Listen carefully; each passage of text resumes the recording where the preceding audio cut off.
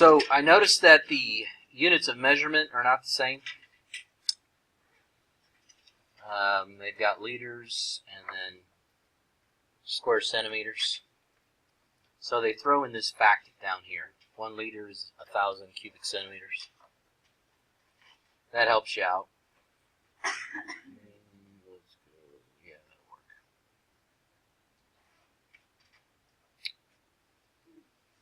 How do we find the volume? Let's just say a rectangular solid, like a cardboard box. How would you find the volume of that? Length times width times height.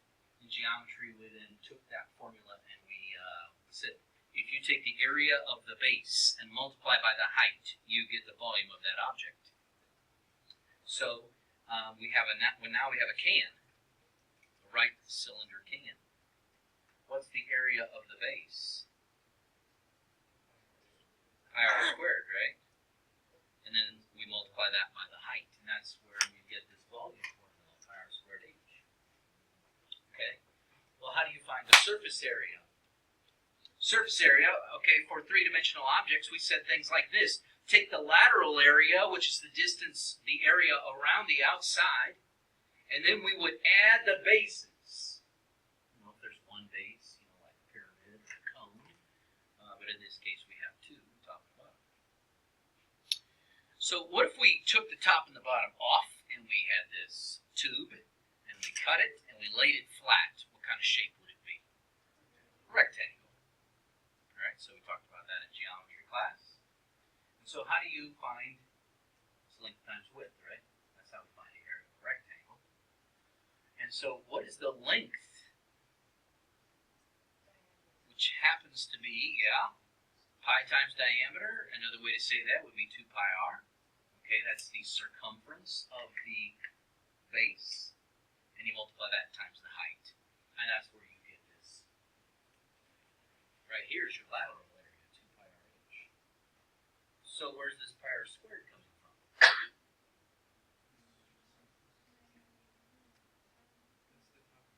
That's the top and bottom, right? You got two of them, right? If you don't, then you don't have a whole lot of tomato juice, do you? Right, you gotta have both. Otherwise, it's a big mess.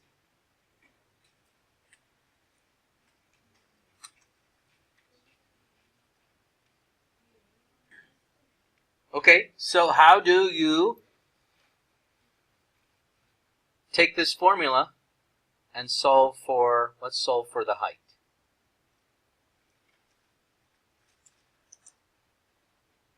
We know that we have 2 liters of fluid, so we're dealing with 2,000 cubic centimeters. How do we solve that for h?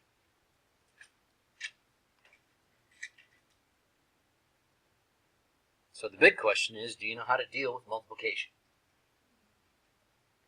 How do we deal with it? Divide, right. What do we divide by? Pi r squared. Okay. Can we use this in the other formula? So we could substitute this. 2 pi r squared plus 2 pi r times 2,000 over pi r squared equals 1,000.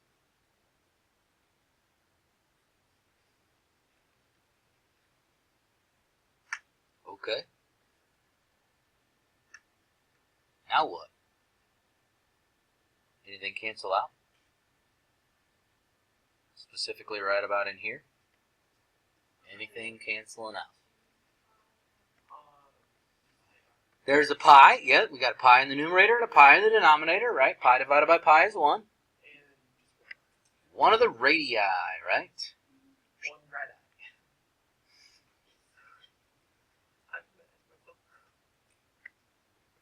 Yeah, you get radii is the plural of radius.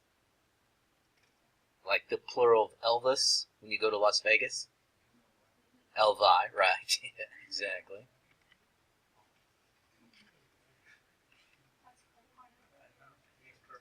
Exactly. Fun fact. And then you multiply this. Ah, good.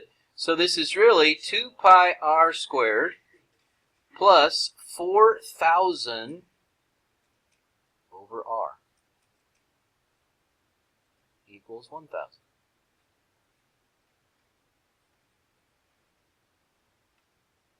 Now, if you use the idea of what we talked about in Algebra 2, anything can be divided by 1.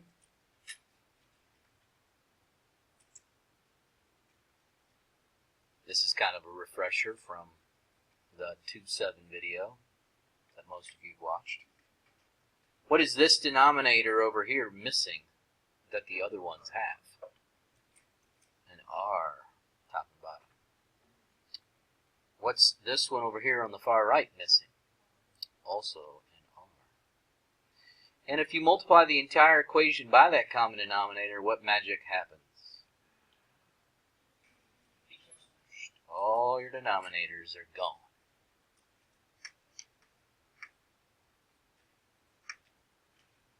So we end up with 2 pi r squared. Oh, good catch. Good catch. Thank you so much. Appreciate. Nice. Gots to pay attention to how many r's we got. Okay. What if we took this 1,000r and we brought it to the other side? That'd just be minus 1,000r. Plus we got a 4,000. Now, we could try to use synthetic division on that thing, but I'm going to guess it's going to get pretty doggone ugly fast. So, I got a backup plan. Graphing calculator. Don't listen to the factoring person. That'll hurt. And I lost a 0, didn't I? Accidentally. Okay, what was your question? Why are you multiplying the whole thing by another r? I just wanted to get rid of the denominators. Now, could I have graphed the... If I knew that I was going to be graphing this doggone thing on a calculator, because it wasn't going to end up being nice, could I have avoided getting common denominators and multiplying through by that common denominator? Sure, I could have avoided that. Because if I'm going to switch right to this thing, because it's not going to work out and be nice, the calculator does a good job of graphing, so I don't have to worry about that. But if you think, well, this might be, something that's factorable or something that's nice, then possibly we do this kind of work. It's obviously reviewed from the other questions. So, why don't you grab the graphing calculator and graph the doggone thing. Now, what are we really looking for?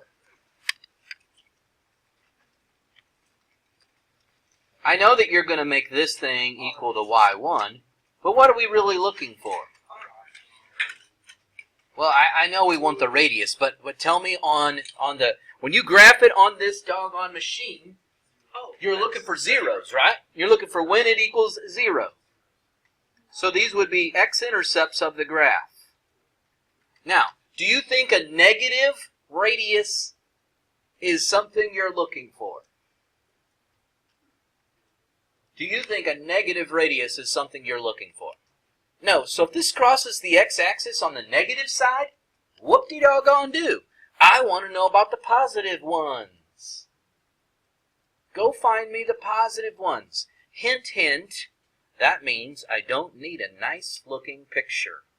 I just need to know where it crosses the x-axis. Use your calculate 0. I don't want to see any people just using the trace button. Let me use my cursor. No, I want you to use the calculate 0 feature, which is above the trace button. Okay? If you're struggling to enter it, please ask for help. Calculate.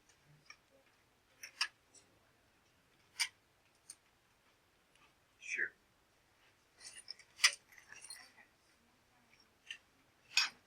What are we trading? Keys, phone. Nice. You ain't coming back to that.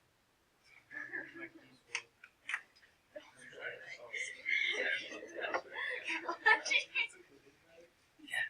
Hey, she'll come back for that. I gotta make sure. I gotta make sure she comes back for stuff. Okay? Otherwise, they just rip off my stuff. Okay, find me the X-Intercepts. Yes. Oh, here it is. Look at this, man. I'm gonna drive away with all kinds of things.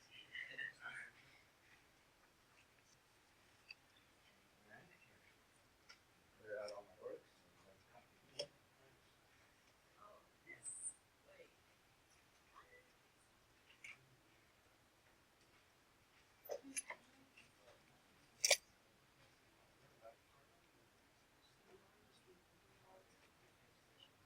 You're just gonna use that X when you type it on.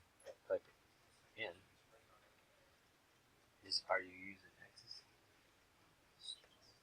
The calculator, it likes the X, so just use the X. Now remember, I don't need a good picture. I just need to know where it crosses the X-axis. Okay? So, looks like I see two of them on the screen that are positive. Okay? There are 3 X-intercepts. One of them's negative, the other 2 are positive. So, you do zoom, then go to 6. That'll be zoom standard. That'll be a great place to kind of reorient yourself in the graph. And you can see that there's 2 positive ones right there. There's actually one negative one. That won't make a difference. I just want the 2 positives.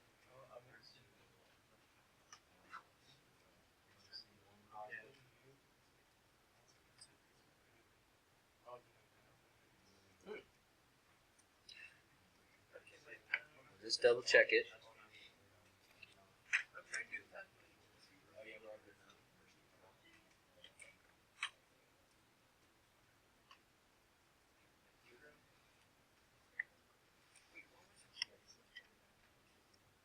Whoa, it's not that one.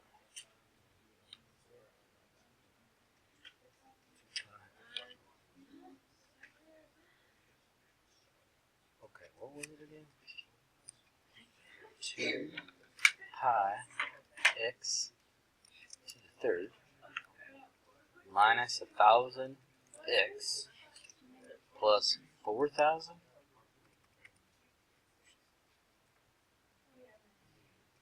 Did you get something like this? Well, to be quite honest, all you saw was something like this. The reality is that there are 3 zeros.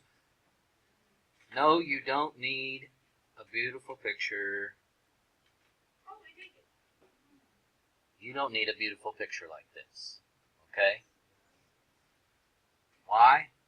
Because all you needed to do was tell me where it's crossing the x-axis. And the positive ones are the ones you're interested in. And if you did your calculate 0, whoa, don't do that. Stop. Oh, man. You should have gotten 4.62, a 9.66. 4.62, 9.66. Okay? Whoa, that is not what I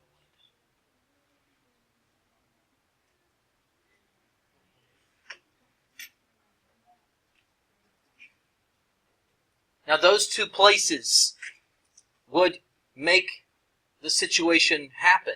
You still have 2 liters of volume and only 1,000 square centimeters of surface area. Now, will it change the height if we choose the 4.62 versus the 9.66 radius? I mean, 9.66 radius, we're talking about 19 centimeters. Is that about right? 19 centimeters? Something like that. Versus a can that has 9 centimeters. Okay. Correct. 19 centimeters is fairly wide. A Pringles can is probably about 9 centimeters. Okay, now I want to ask, if you have the same amount of volume, if we choose the radius 4.62 or 9.66, is that going to change the height? Amen, it's going to change the height. Now, what if the grocery store tells me I have to choose, I only am allowed to have this much shelf space? Maybe they expect to stack 2 of the cans on top of each other. That may force me to choose one radius over another. So I may not be the one that's able to dictate that. I may have to go with what people tell me, because they're going to take my product and put it on their store shelves. Anyway, if you want to find the heights to this question, you would have to plug them in. I believe, let's see, the 4.62 creates a 29.8, so this is the radius, and the height would be 29.83. But if this is the radius, then the can is only 6.883 centimeters tall. That's a pretty doggone short can, as wide as it is, you know. So it's probably not the best choice in the whole wide world, to be quite honest.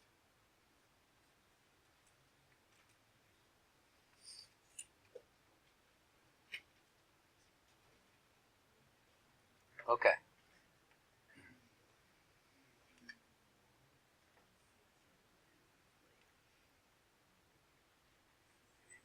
Switching gears to 2.8.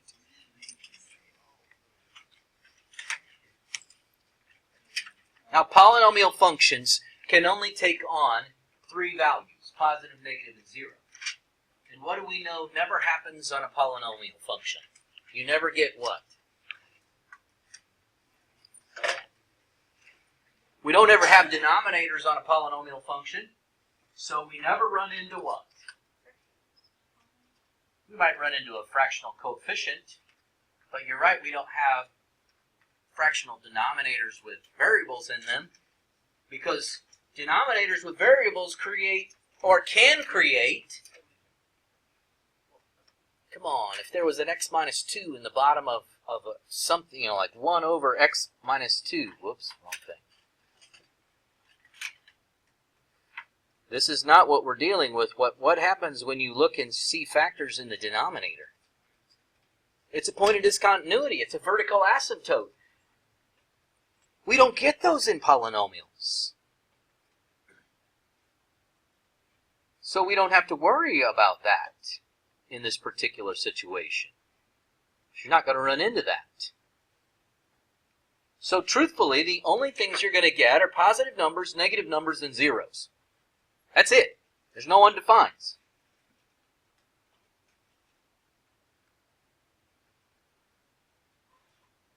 You need to be able to look at these situations and tell me where it's going to be 0.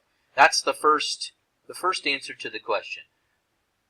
I mean, the first part of the question is, where's it going to be 0?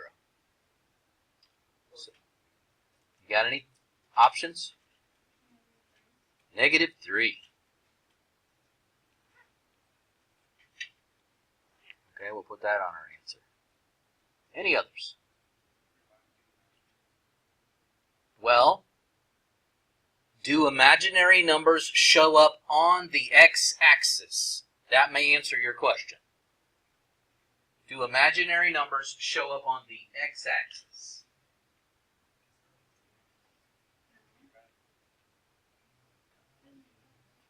Do we have an answer for that? Do imaginary numbers show up on the x-axis?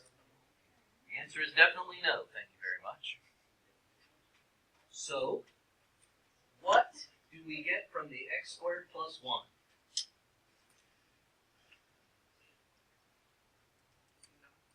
Nothing.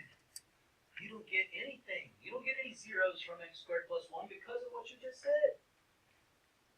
So, I do want you to look at that x squared plus 1 and go, okay, that's not factorable, move on. Okay, what else? Positive 4. 1, 2, 3, 4. Okay? So there's only 2 zeros, right? Now they want to know where it's going to be positive. Well, folks, what we're going to do is we're going to make a sign chart. Okay? And this kind of goes along with what we've already done in 2.6, so this will be kind of familiar to us. But to be quite honest, it's actually going to be easier than what we did in 2.6 because all I really care about is whether the... So let's pick something on the left side of this 0. What would you like to pick on the left side of that -3? If we pick -4 and plug it in, so what we're doing is we're going up to our factored polynomial, and we're plugging in -4. So what do we get when we plug -4 in there? Now, I don't need a number. I need to know whether it's positive or negative. I'm plugging in -4. I got a negative for the first one.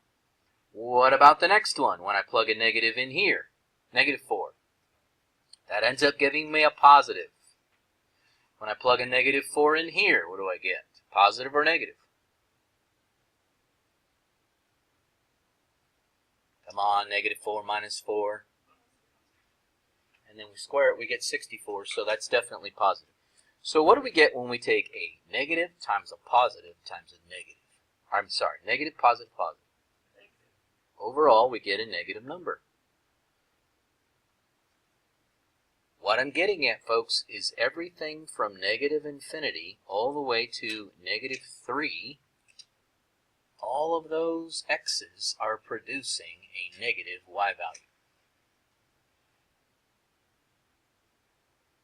Okay? So, we want to know what's going on between -3 and +4. Do we have a good number that we can plug in there? 0's my favorite. We could do 1, we could do all of, there's lots of choices, obviously. But when you plug a 0 into the first one, do you get a positive or a negative? You get a positive. When you plug a 0 into the next one, do you get a positive or a negative? When you plug a 0 into the last one, do you get a positive or a negative? So when I multiply positive times positive times positive, I get a positive section. So from -3 to -4, we're positive. Okay, so what happens after 4? Pick a number. 5. All right? So 5 plus 3, positive or negative? 5 squared plus 1, positive or negative? 5 minus 4, quantity squared. And positive times positive times positive puts me in the positive category. So from +4 to infinity. Now, how does this make sense with what we already know? What is the leading term of this polynomial? What is the leading term of this? Yeah, go ahead. Question? Say it again. Yeah, you're seeing what I'm saying, right? What's the leading term here, folks? 1 what? Okay, folks, I got x times x squared times x squared. What is x times x squared times x squared? That is 1x to the 5th. That is your leading term. What do you know about the right end behavior? What do you know about the right end behavior? Because the leading term is positive. The right end behavior is infinity, right? What about the odd degree? What does that mean about the left? It's opposite. So everything, we're putting all the things together that we've already talked about with polynomials. It's negative. It's positive. Bonk. It's positive again. In other words, we had the bounce going on. That's why it stayed in that positive category. I didn't need to draw the picture of the polynomial. The sign chart would help me answer the question. But I just kind of wanted to connect the idea of the picture with you because we've already done this kind of thing. So, where is it positive? Okay? The wrong answer is this. Negative 3 to infinity. But I need to know why that's the wrong answer.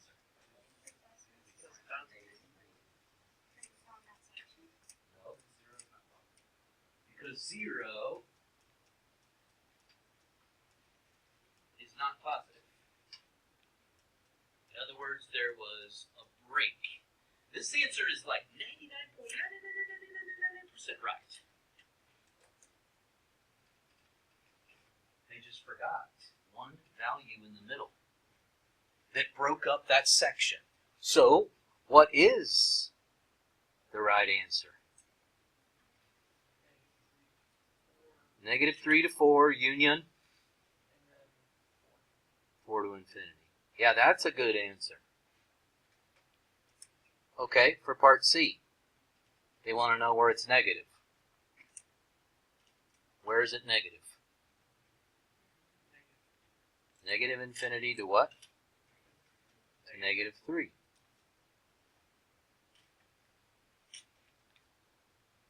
Okay.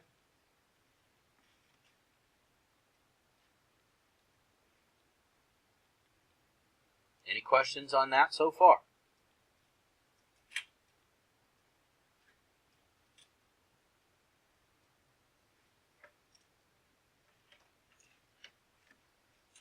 Example 2. We're solving a polynomial inequality. Now this is pretty much just like the last question, with one exception. The last one was factored for me. I have to factor this one myself. Okay? Help me factor it. Oh look, there's a hint.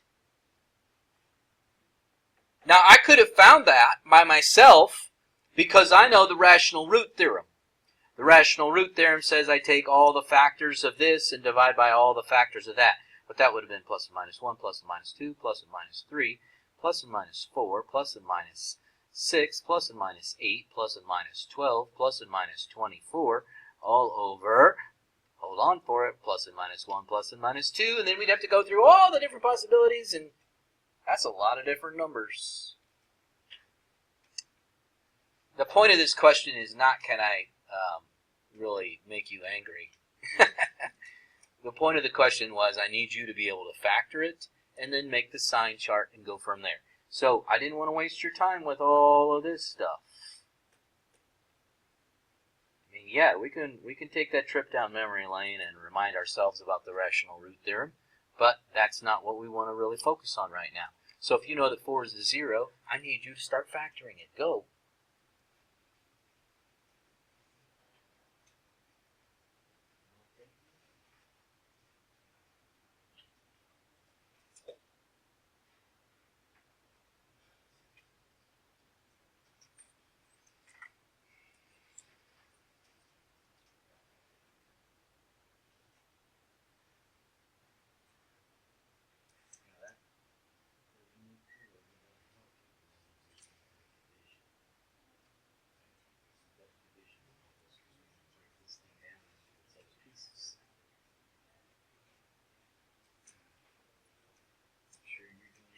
Division.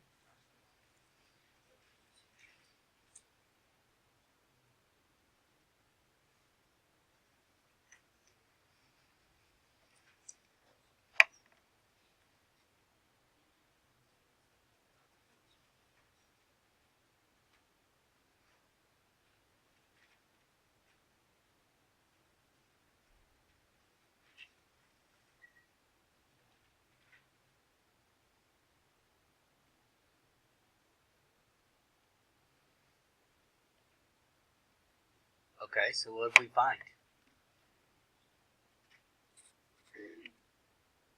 What did we just find so far?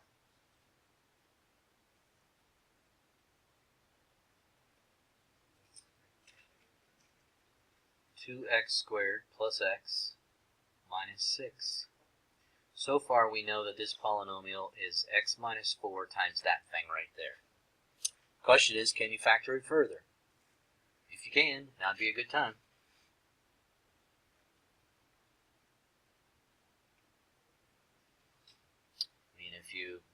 practice your, if you like the Berry method and you want to try that, you can do that. You know, I would start by multiplying the 2 and the -6. You know, that's, you know, going down the Berry method road, or if you just like guessing and checking, you can do it that way too. Completely up to you. Factoring.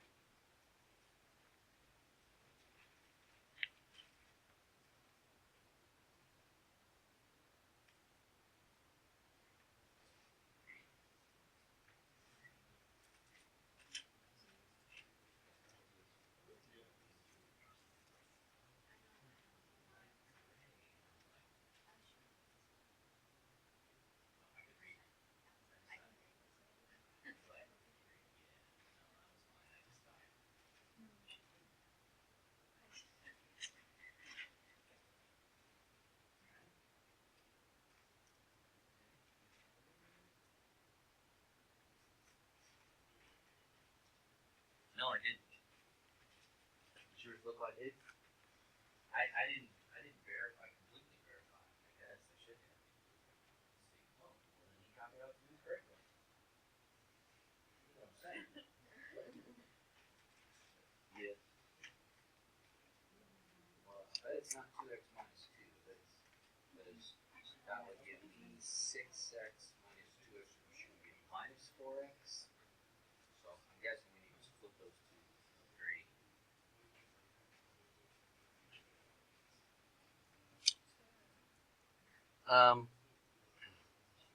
Yeah, if you're a Berry method type person, you would have had x plus 4x minus 3. You would have brought the 2 back in front, 2x plus 4, 2x minus 3. And then you would have looked for GCFs to remove. So we should have had x plus 2 and 2x minus 3. Doesn't matter what order you put them in, really, as long as you have them both. Now, we want to know when this thing is greater than 0. What are my zeros? What are my zeros? 4, okay, 4, 4. Let me catch up to you guys. 4, -2, and 1.5. Now, how do you know that? Well, set them equal to 0 and solve. That's how we do that, right? 2x equals 3, so that's how we get the 1.5, which I'm running out of room for. So, we're splitting this up into these pieces here.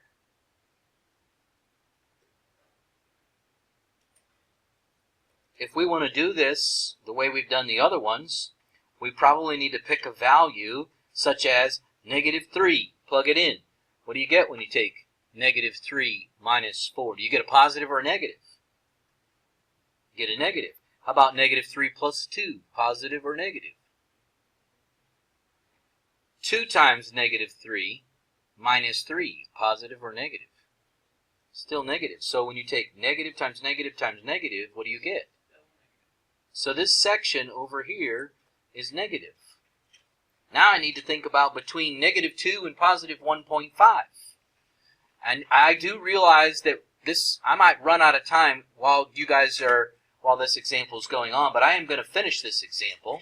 So as you get ready, maybe be as quiet as you can. I'm going to probably plug in a 0. That would be nice, between -2 and 1.5. So 0 minus 4, positive or negative? 0 plus 2, positive or negative? 2 times 0 minus 3. So, what's negative times positive times negative? That's a positive section. Then I got to pick something between 1.5 and 4. Why don't I pick 2? Yeah, let's do 2. Okay, so for those of you at home that are listening, since the rest of them are ignoring me and walking away, I got a negative, and then plugging in 2 here, I get a positive. Plugging in here 2, I get another positive. So negative times positive is a negative section. And then I'm going to pick something like 5 and throw it in there. So I'm going to get a positive. 2 times 5 minus 3 is a positive, so that section is a positive over here. Okay, so they asked me when is it greater than 0?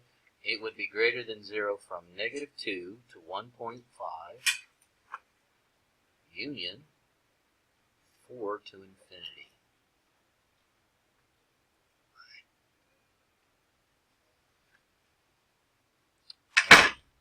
Thank you, dedicated people, for staying.